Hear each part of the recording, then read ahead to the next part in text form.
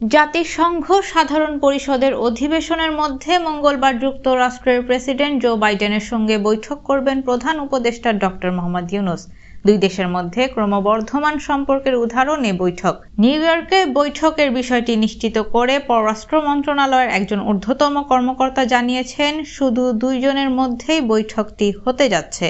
ওই কর্মকর্তা আরও বলেন, এটি অত্যন্ত তাৎপর্যপূর্ণ, কারণ গত কয়েক দশকে কোনো মার্কিন প্রেসিডেন্ট বাংলাদেশের কোনো সরকার প্রধানের সঙ্গে দ্বিপক্ষীয় বৈঠক করেননি। আগামী 23 থেকে 25 সেপ্টেম্বর জাতিসংঘ সাধারণ পরিষদের ৭৯তম অধিবেশনে যোগ দিতে বাইডেন নিউ ইয়র্ক সফর করবেন।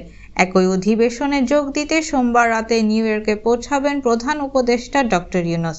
এখানে সাইডলাইনে বিশ্ব নেতাদের সঙ্গে তার বৈঠকের কথা রয়েছে। জাতিসংঘ সাধারণ পরিষদের অধিবেশনের ফাঁকে বেশ কয়েকটি উচ্চ পর্যায়ের বৈঠক করবেন প্রধান উপদেষ্টা ইউনূস।